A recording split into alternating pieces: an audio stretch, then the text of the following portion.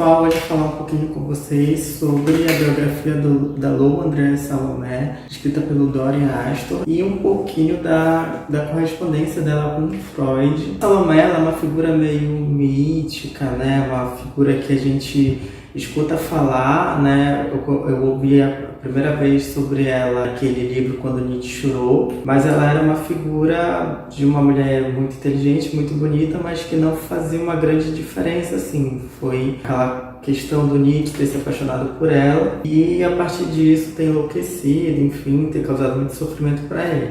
E aí eu tive a oportunidade de ler esse livro de correspondências dela com Freud. Foi de um encontro tão bonito entre os dois.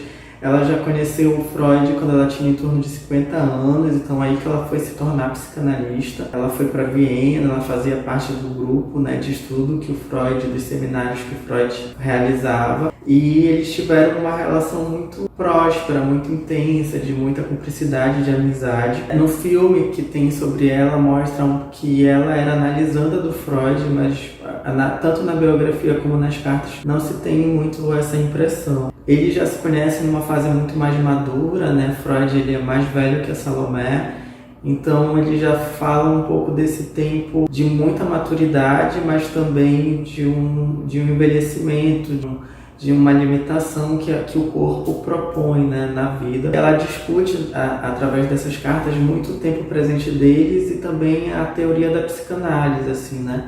Ele manda os artigos que ele vai publicando, ela lê de antemão e ela dá a opinião dela, a síntese dela a respeito e, de certo modo, discorda em alguns momentos do Freud, assim, mas de modo muito delicado, muito sutil. Ela é uma mulher muito admirável, ela é uma mulher extremamente intelectualizada, muito inteligente e muito apaixonante. Aí, a partir desse livro, né, de correspondências, que também mostra um pouquinho sobre a Segunda Guerra Mundial, né, e a finitude mesmo da vida, assim, logo após a morte dela, acredito que 2 anos depois Freud faleceu. Então eles estavam num tempo muito de degeneração, assim, do corpo, da velhice. E aí, a partir disso, eu fiquei muito curioso para conhecer mais da Salomé. Encontrei aqui no Brasil essa biografia da LPM Pocket, e esse autor ele foi o mesmo autor que escreveu a biografia do Nietzsche também. Aqui nessa biografia ele retratos de algumas cartas da Lou, um pouco da autobiografia dela, anotações, né, de outras pessoas a respeito da própria Salomé. E ela, assim, sempre descrita como uma mulher de muita luz e de muita intensidade em viver a vida, né, em como sentir, em como ela consegue trazer numa conversa aquilo que ela ouviu e aquilo que ela leu, assim, muito facilmente, para pensar as coisas, né? Então é de um tipo de vida muito bonito, assim. Até nas correspondências,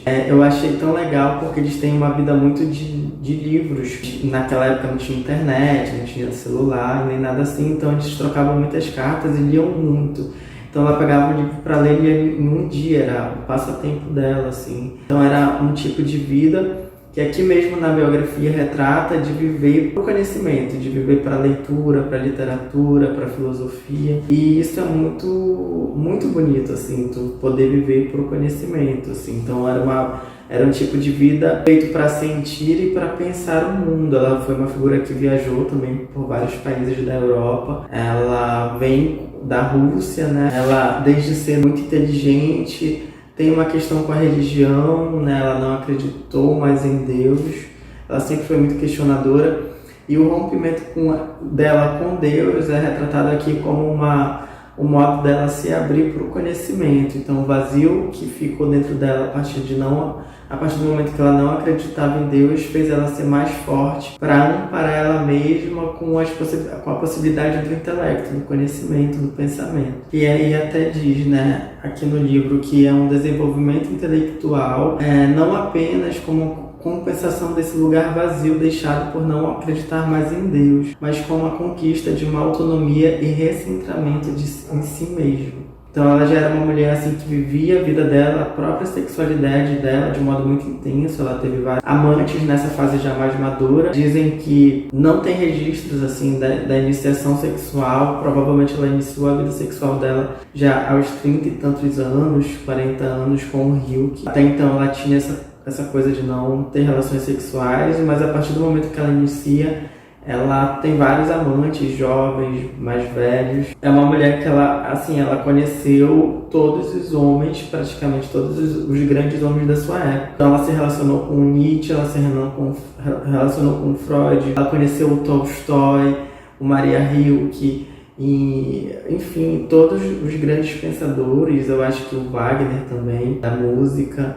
Ela teve um diálogo também com mulheres, também grandes pensadoras daquele período. O livro ele é dividido assim também em 3 partes, porque são 3 figuras centrais na vida da Salomé, que o primeiro foi o Nietzsche, então um pouco como ela conheceu o Nietzsche, através de um outro pensador da época, que era muito amigo do Nietzsche, e aí eles formaram uma espécie de triângulo amoroso, mas ela não manteve relações com nenhum dos dois. Amorosas, no caso, era uma relação de amizade que ela se propunha, apesar de ambos sempre estarem desejantes, né? Ela percebe assim que para os homens era muito difícil lidar com uma mulher que não quisesse, que não eles, né? Essa questão da rejeição. Então eram homens muito inteligentes, mas que não sabiam lidar com a rejeição da Salomé. Eles conheciam ela, se encantavam, já pediam em casamento e eram rejeitados. E isso cria várias complicações, sofrimento para eles não saberem lidar com isso. Aí depois dessa relação com o Nietzsche, um pouco da desavença dela com o próprio Nietzsche, com a irmã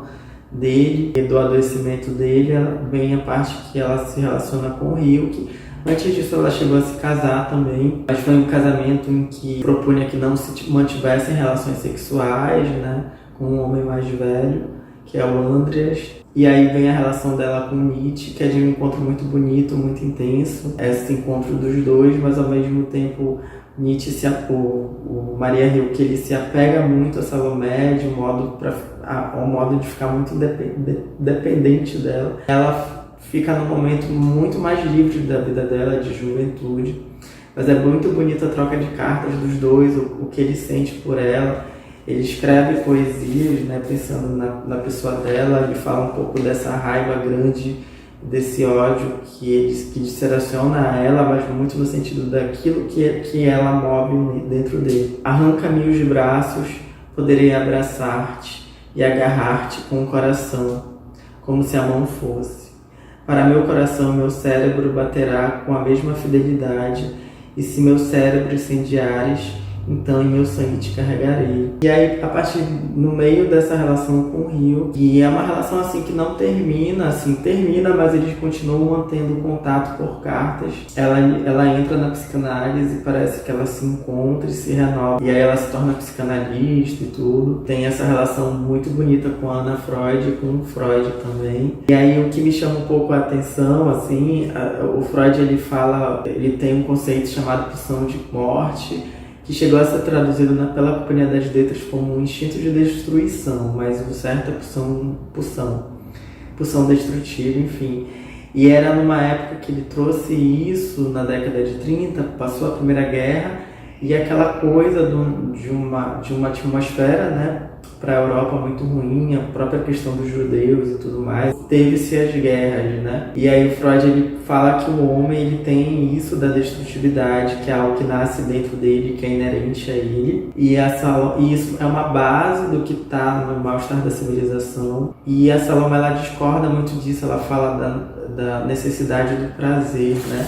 Da vida, que o homem, apesar do homem estar doente, ele tem uma necessidade à vida. Ela fala dessa relação, digamos, com a própria vida, com a natureza, com as coisas, e que isso tudo é uma unidade da vida. Eu posso estar enganada, mas o Freud ele vem com essa coisa da dispersão, né? Quando ela discorda dele nesse aspecto, ela discorda, ela é enfática, mas ela coloca isso de um modo muito respeitoso para o pai da psicanálise. Eu li um artigo chamado Lou André Salomé, o que você tem a nos dizer, e aí traz também um panorama um pouquinho da história dela, da biografia dela e um pouco dos conceitos que ela trouxe para a psicanálise, apesar dela não ter sido uma grande teórica da psicanálise, mas ela veio pensar e questionar sobre a sexualidade feminina. Ela trouxe questões nesse aspecto. Pretendo ler a autobiografia dela, chamada Minha Vida, e deixar indicação, assim, das correspondências da Salomé com Freud. Eu sei que tem dela com Hilke, dela com Nietzsche. Eu sei também que ela escreveu algumas obras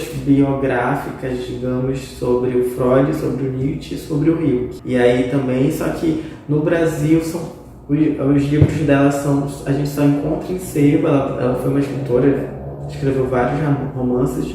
Infelizmente isso vem ou do russo ou do alemão, na verdade do alemão, para ser traduzido, mas a maior parte da obra dela não foi traduzida para o português, e o que tem é antigo, não está sendo reeditado, infelizmente.